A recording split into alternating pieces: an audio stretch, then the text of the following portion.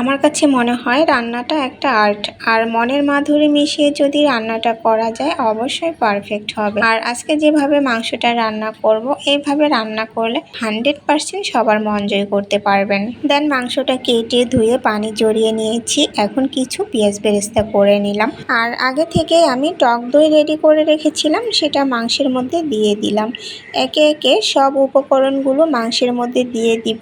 আর পুরো ভিডিওটা না দেখলে কিন্তু অনেক কিছু মিস করবেন, তাই স্কিপ না করে পুরো ভিডিওটা দেখার অনুরোধ রইল। আর এই তো পেঁয়াজ বেরেস্তাগুলো দিয়ে দিলাম, সাথে বাকি মশলাগুলো দিয়ে দিচ্ছি। মরিচের গুঁড়া, হলুদের গুঁড়া, লবণ, ধনিয়া গুঁড়া, জিরার গুঁড়া, সাথে গরম মশলা, আর সাথে একটু তেল দিয়েছি। দেন সবকিছু একসাথে খুব ভালোভাবে একটু সময় নিয়ে মাখিয়ে নিব। সবচেয়ে বড় কথা হচ্ছে রিজিকের মালিক একমাত্র আল্লাহ, তা না হলে মাংসটা খাওয়ার কথা ছিল ঈদের দিন, কিন্তু ওই যে রিজিকে ছিল না, তাই আর খাওয়া হয়নি। আর এই তো মাংসটা খুব ভালোভাবে আমি মাখিয়ে নিয়েছি।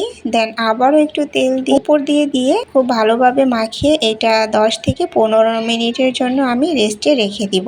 আর দেখতেই কিন্তু অনেক বেশি লোভনীয় মনে হচ্ছে, আর রান্না করার পর তো অবশ্যই এটা আরও অনেক বেশি লোভনীয় মনে হবে। মাংসটা রেডি, আর এই তো এবার রান্না করে নিব। প্যানের মধ্যে তেল দিয়ে কিছু আস্ত মশলা দিয়ে দিয়েছি, আর সাথে কিছু আস্ত জিরা দিয়ে দিলাম। দেন কয়েক মিনিট ভেজে নিয়েছি।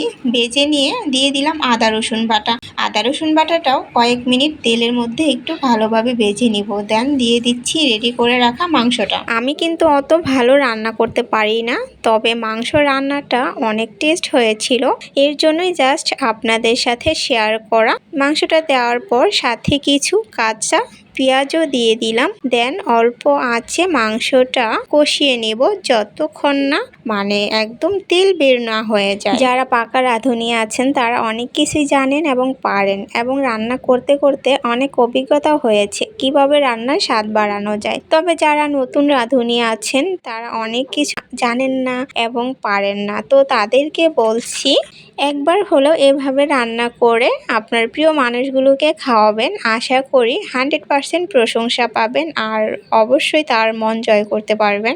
অবশ্যই মাংসটা অনেক ভালোভাবে কষাতে হবে, কারণ মাংস কষানোর উপরও কিন্তু রান্নার স্বাদ অনেকটাই নির্ভর করে। আর মাংস কষানো শেষে পানি দিয়ে দিয়েছি। আর এই তো মাংস রান্নার শেষ লুকটা এখন আপনাদেরকে দেখাচ্ছি, দেখতে কতটা লোভনীয় হয়েছে। আর আমার ভিডিওটা শুরু থেকে শেষ পর্যন্ত যারা দেখেছেন আশা করি ভিডিওটি ভালো লাগবে। আর যদি কারো কাছে ভালো লেগে থাকে আশা করব লাইক, কমেন্ট, শেয়ার করে সাথেই থাকবেন।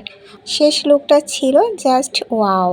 অসংখ্য ধন্যবাদ সবাইকে, ভালো থাকবেন, আল্লাহ হাফেজ।